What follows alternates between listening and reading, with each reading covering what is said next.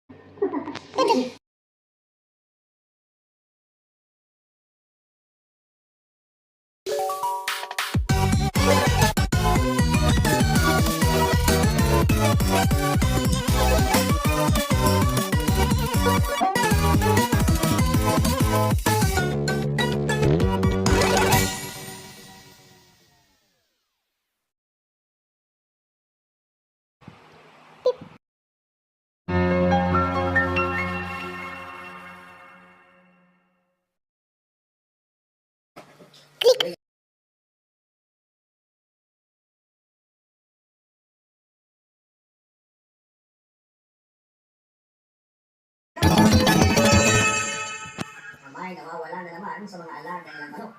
At ang tanongin niya si tatay, ang sagot niya lamang ay hindi rin niya alam. Medyo hindi na nagugustuhan ni Erwin ang ikinikilos ni tatay Nestor. Ang hinala kasi niya baka binibenta ni tatay yung mga alaga manok at hindi lang sinasabi sa kanya. Pero sa pagkakakilala ko, sa tatay niya ay parang malabo talagang mangyari yun. Baka naman, nananakawan na talaga tayo ng manok tuwing gabi. Kung man hindi agad siya tatay, ay hindi ba nga ay mahal na mahal niya yung mga alaga niya? Imposibleng basta na lamang siyang magbenta. Hindi ko na rin talaga maintindihan si tatay, parang masyado na akong nahihiwagaan sa kanya sa mga nakarang araw. Maasahan si tatay sa pamaliit ng patinda ko. Muna ang sarili ko sa mga trabaho ng bahay at pag-aasikaso ng taniman na napabayaan na ni tatay Nestor.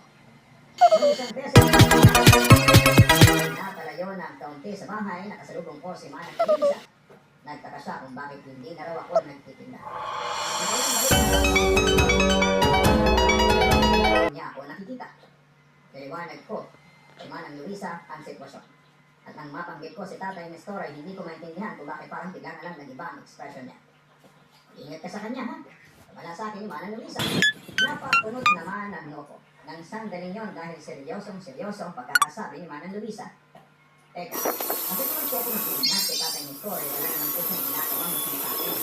Parang tunay na nakasakonsol mo sa akin, Manang. Hindi mo taong pagkakakilala sa Tatay Nestor. Nagagulasan sila. Pero iba na ang nakikita ko sa kanya.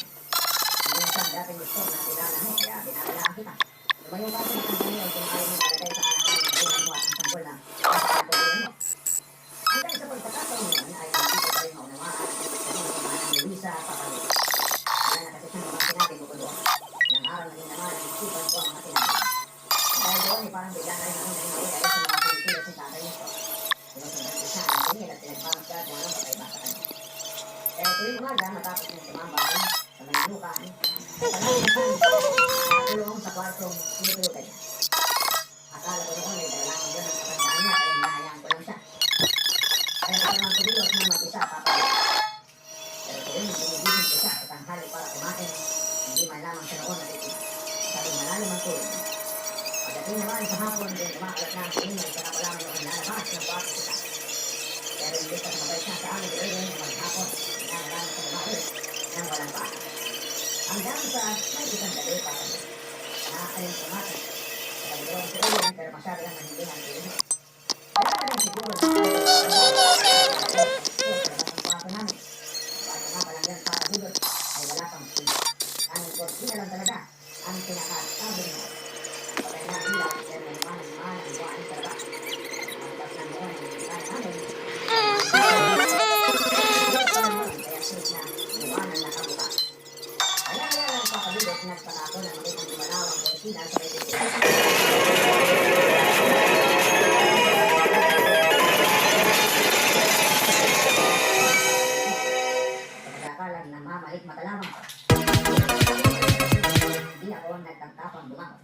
Kaya hirap na rin akong tumayo.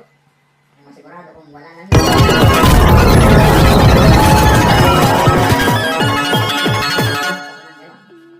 Palagi akong sa akin habang natutulog.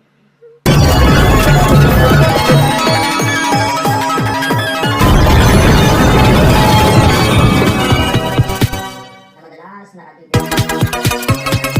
Parang biglaan lamang ako nakaramdam ng pagkaila. Hindi naman ako hindi ako wala mang siyang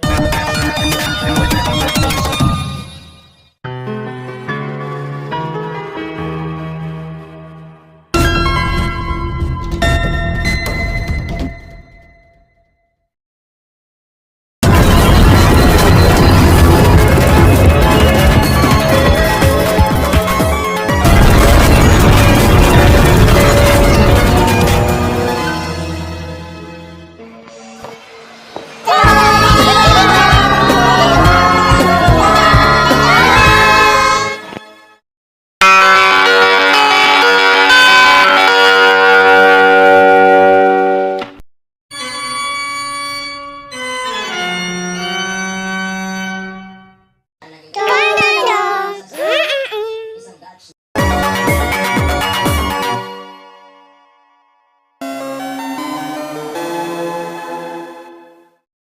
Na na na na na na na na na